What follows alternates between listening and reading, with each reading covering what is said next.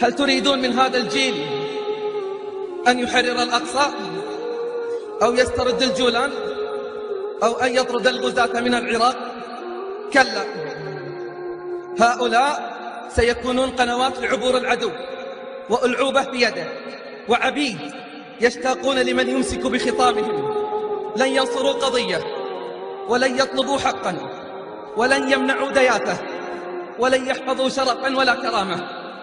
أمثال هؤلاء سيسلمون للعدو مفاتيح الحصون الأخيرة من حصون الإسلام، وسيرقصون معهم على الأوتار والألحان، بل سيتبادلون معهم الكؤوس وسيلعبون معهم القمار. نعم، هناك منافقون وعملاء ومنبطحون ومطبلون، لكن لم نكن نظن أن لهم مشجعون بالملايين ومتابعون لا يحصي عددهم إلا الله.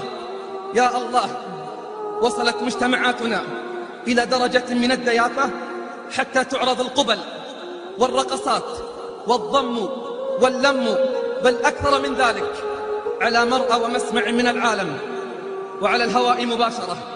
يا الله، أين مبادئنا؟ وهل حقيقة نعي وندرك ما يجري حولنا؟ إذا مات الإسلام في قلوبنا فأين نخوة العربي الأصيل؟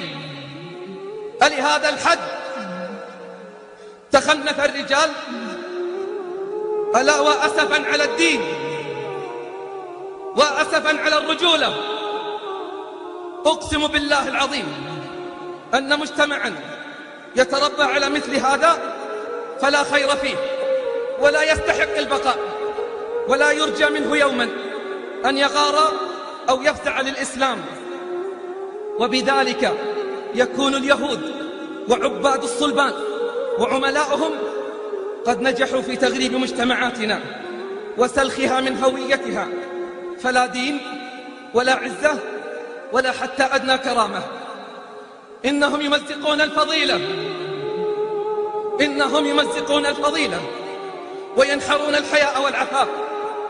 عروض يومية مسموعة ومرئية ومشاهد حقيرة وساقطة ومائعة يراها كل شبابنا وبناتنا لتزرع في نفوسهم أبشع صور السقوط والانحطاط.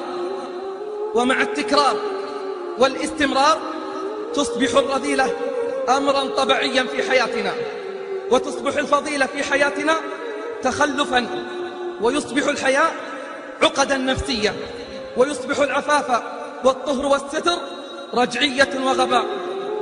ولا زلنا نقدم لهم التنازلات علهم يرضون عنا، فهل سيرضون؟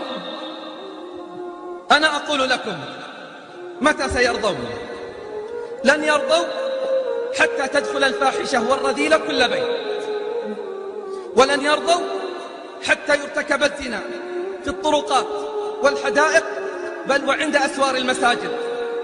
والله لن يرضوا حتى يقول الأب لابنته لا تتأخري مع أصحابك، وانتبهي لا تجلبي لنا ذو الوعاظ. تدرون متى سيرضون؟ سيرضون إذا تحول المسلمون جميعا إلى يهود ونصارى وكفار، وما أظنهم سيرضون، وما أظنهم سيرضون.